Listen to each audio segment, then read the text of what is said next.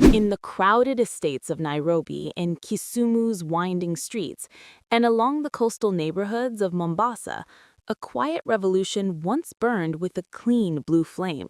It didn't arrive with loud political speeches or dramatic billboards. It arrived inside supermarkets and corner shops, tucked beside tills and shelves, looking like a simple machine, but promising something bigger. Founded in 2013, KOKO Networks set out to solve a problem millions of Kenyans understood too well: smoky kitchens, expensive charcoal, and the health risks that came with kerosene. Instead of heavy gas cylinders that demanded large upfront payments, KOKO introduced bioethanol fuel sold through smart dispensers.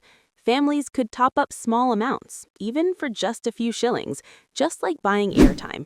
Clean cooking on demand. It felt futuristic, it felt inclusive, and it worked. Within years, KOKO expanded rapidly across urban Kenya, serving more than 1 million households.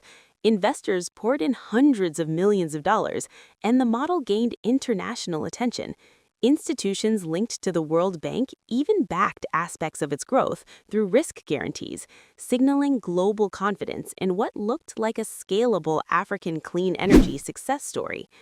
But beneath the simplicity of the blue flame was a complex financial engine.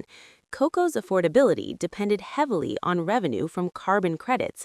Because bioethanol burns cleaner than charcoal, the company could generate carbon credits and sell them on international markets. That revenue helps subsidize local fuel prices, making clean cooking cheaper for everyday Kenyans. Then came the turning point. Under international climate rules, companies selling certain carbon credits need formal authorization from their government to ensure emissions reductions aren't double counted toward national climate goals. In early 2026, the government of Kenya declined to issue the necessary approval for KOKO's carbon credit transactions. Officials cited regulatory and market concerns, including the need to prevent dominance in the carbon space and to safeguard how Kenya accounts for its emissions reductions.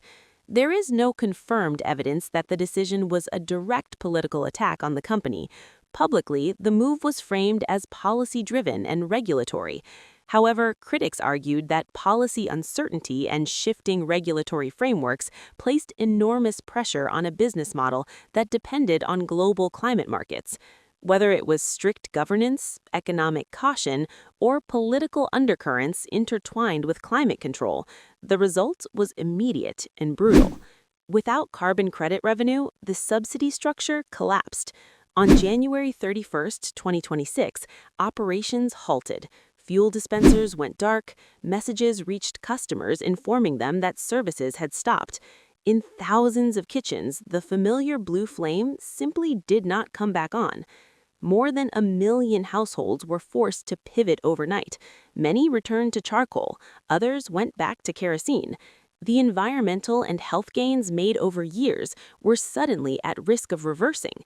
Small retailers who hosted KOKO machines lost steady commission income. Small distributors and supply partners lost business. The ripple spread quietly but quickly through local economies. The human cost extended further. Over 700 employees, engineers, technicians, sales teams, field officers, were left without jobs as the company entered administration. For a startup once celebrated as one of Kenya's most innovative clean tech success stories, the fall was dramatic. KOKO's shutdown became more than the collapse of a company. It became a case study in how fragile innovation can be when it depends on global financing structures and regulatory approvals. It exposed the delicate balance between climate policy, market fairness, investor confidence, and everyday survival for low-income families. For years, that blue flame symbolized progress, technology meeting real life in practical ways. Its disappearance left behind hard questions about energy access, climate finance, and the future of clean cooking in Kenya.